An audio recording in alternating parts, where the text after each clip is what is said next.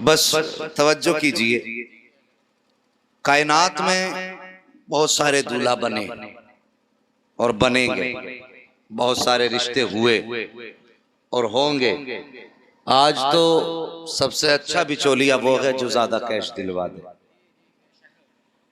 سب سے اچھا سسرالیا وہ ہے جو بہت زیادہ پیسہ دے دے، کیش دے دے۔ یہ آج کا مزاج ہے، اور ان بچولیوں سے بھی اللہ بچائے۔ اتنا لمبا لمبا جھوٹ بولتے ہیں، اتنے بڑے بڑے جھوٹ کے دسترخوان بچھاتے ہیں یہ لوگ۔ اعظم صاحب ہو گئی آپ کی شادی؟ ابھی نہیں ہوئی ہے نا؟ میری بات غور سے سننا۔ اتنا لمبا لمبا جھوٹ یہ بچولیے بولتے ہیں، بیچ والے۔ برا مت ماننا اگر کسی کا بچولیا یہاں بیٹھا ہو تو اصلاح کرنا اپنی۔ اگر پوچھو کہ بھئی کیسے آنا ہوا کہ رشتہ لے کے آیا ہوں، انہوں نے مجھے بھیجا ہے اور کہا بھائی یہ رشتہ کرا دو، کیسی یہ لڑکی؟ تو بچولیا ایسے آنکھ بند کر کے کہے گا کہ تم دیکھ کے انکار تو کر ہی نہیں سکتے۔ ہاں، اور آس محمد صاحب یہ رشتہ کر لو ورنہ پچھتاؤ گے۔ کوئی ہنر ایسا نہیں جو اس لڑکی میں نہ ہو۔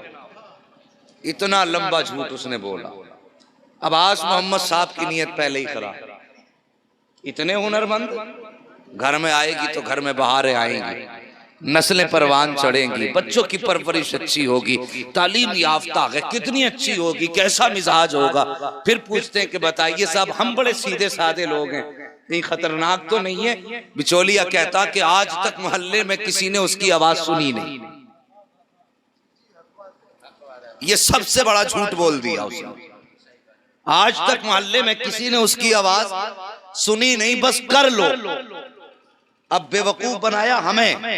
اس کے بعد لڑکی والوں سے جا کے کہتے ہیں ایسا لڑکا ہے کہ اسے کمانے کے علاوہ فرصت ہی نہیں ملتی۔ اور دھوکہ مت کھانا اس دنیا سے، جب تک لڑکے کا نکاح نہیں ہوتا ہے تو ہزار اچھائیاں اس میں ہوتی ہیں، اور جیسی نکاح کے بعد 6 مہینے گزرے تو جو باپ کہہ رہا تھا نا میرے بیٹے میں تو کوئی عیب ہی نہیں ہے، اور اتنا اچھا بیٹا میرا کہ جواب نہیں، کمائی سے فرصت ہی نہیں۔ جو مہینے کے 60,000 کما رہا تھا 6 مہینے بعد وہی باپ جاتا پنچایت، کہتا کچھ تو کرو، کیا بات ہے؟ کہا 6 مہینے گھر میں پڑا پڑا کھا رہا ہے، اس سے کہو اتنا تو کما لے کہ اس کے بچے کھا لیں۔ یہ دھوکے ایک دوسرے کی زندگی میں، اگر اس طرح کی باتوں پر طلاقیں نہیں ہوں گی تو کیا ہوگا؟ بچولیوں کو چاہیے کہ جھوٹ نہ بولیں۔ اکثر طلاقوں کی نوبت ان بچولیوں کی وجہ سے آتی ہے۔ جو یہ بچولگت کرتے ہیں نا، اس میں جھوٹی سچی باتیں لگایا کرتے ہیں۔ آؤ کائنات میں تم کتنے بھی زیادہ حسن والے ہو جاؤ لیکن حضرت عبداللہ سے زیادہ حسین نہیں ہو سکتے ہو، کتنے بھی بڑے مقدر والے ہو جاؤ نبی کے والد سے زیادہ عظمتوں والے نہیں ہو سکتے ہو، تیری بیٹی کتنی بھی بڑی خوبیوں کی مالک ہو جائے لیکن سیدہ طیبہ طاہرہ عابدہ زاہدہ زکیہ نقیہ تقیہ صفیہ حضرت سیدہ آمنہ سے زیادہ پارسا نہیں ہو سکتی ہے۔ کبھی ان کی زندگی کو اٹھا کر کے دیکھو صاحب، رشتے نکاح بعد میں کرنا، پہلے ان بڑوں کے رشتوں پہ غور کر لیا کرو۔ آج رشتوں اور نکاحوں نے تباہیاں بربادیاں پھیلائی ہیں۔ یہ نکاح اس لیے مشروع کیا گیا تھا تاکہ اس سے آبادیاں ہو جائے، تاکہ دنیا سے مصیبتوں کا چھٹکارا مل جائے، لیکن آج نکاحوں میں کیا وجہ ہے کہ جب سے نکاحوں کی کثرت آج بند ہو گئی ہے، گناہوں کی کثرت ہوتی جا رہی ہے، ہم نے نکاح مشکل کر دیے ہیں، گناہ آسان ہوتے جا رہے ہیں۔ آؤ ثاقب نکاح اور رشتے کیسے ہوا کرتے ہیں ذرا توجہ کیجئے۔ کتنی شان والی خاتون ہے سیدہ آمینہ، اللہ اکبر۔ آمینہ کے معنی امانت والی بھی آتا ہے، آمینہ کا معنی امن والی بھی آتا ہے۔ اللہ اکبر۔ جس خاتون کو میرے رب نے محبوب کی ماں کے طور پہ اس دنیا میں قبول فرمایا وہ سیدہ آمینہ کی ذات ہے۔ آپ کے والد کا نام حضرت وہب ہے، حضرت وہب عبد مناف کی نسل میں آتے ہیں۔ اللہ اکبر۔ توجہ کیجئے، آپ کے بچپن کا زمانہ ہے، ابھی آپ کی چھوٹی سی عمر ہے، بچپن کا زمانہ، آپ مصطفیٰ کا جو آج مدینہ ہے اس وقت یہ یثرب کے نام سے مشہور تھا، اس وقت یثرب کے نام سے شہر مدینہ آباد تھا، آپ اس سرزمین پہ آباد ہیں سیدہ آمینہ۔ اللہ اکبر، توجہ کرنا بھائی، آج کے رشتے دیکھو اور اس دور کے رشتے دیکھو، آج کی بیٹیاں دیکھو اور اس دور کی بیٹی دیکھو، اللہ اکبر۔ بچپن کا زمانہ انوکھی نرالی شان والی ہیں۔ اس دور کا ایک اصول تھا کہ کچھ علم والے ایسے ہوا کرتے تھے جو ہاتھوں کی لکیریں دیکھتے تھے، تقدیر کا فیصلہ کر دیا کرتے تھے۔ ایک خاتون تھی، نام لیلا تھا، سب اس کو دیکھتے تھے، اس کا انتظار کرتے تھے جب وہ کسی بستی پہ آیا کرتی، گزر ہوتا کسی بستی سے تو اس بستی کی لڑکیاں، عورتیں، بچیاں آ جاتی اس کے آگے اور آنے کے بعد اپنے ہاتھ دکھایا کرتی اور دکھا کے پوچھتی تھی، خاتون بتا میری تقدیر میں کیا لکھا ہے۔ اللہ نے اس کو اس ہنر سے نوازا تھا، اس علم سے نوازا تھا کہ جب وہ ہاتھ کی لکیریں دیکھتی تھی تو تقدیر کے فیصلے کر دیتی تھی، تیرے نصیب میں یہ لکھا ہے، تیرے نصیب میں یہ لکھا ہے۔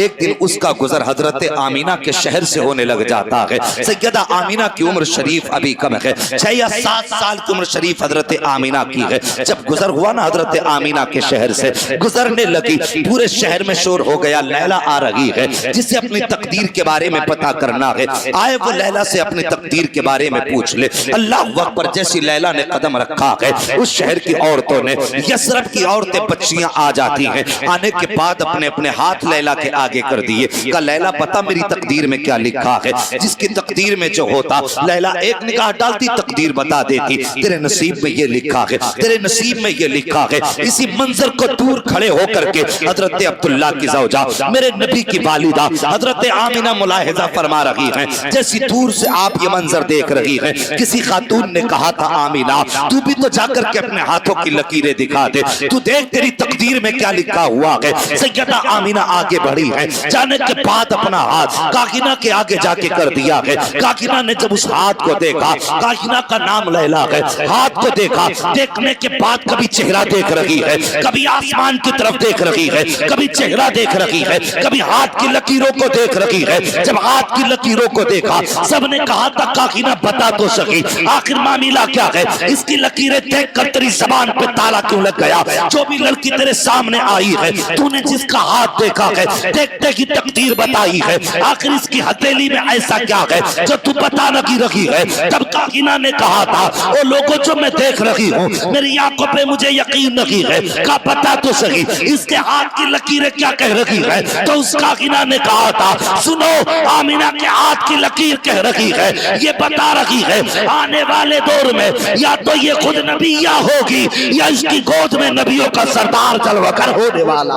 نعرہ تکبیر، نعرہ رسالت، مسلک اعلی حضرت علماء اہل سنت مفتی حماد رضا صاحب قبلہ، نعرہ تکبیر، نعرہ رسالت، واہ واہ سبحان اللہ سبحان اللہ۔ اتنی شان والی خاتون کوئی ہو تو لا کے دکھاؤ۔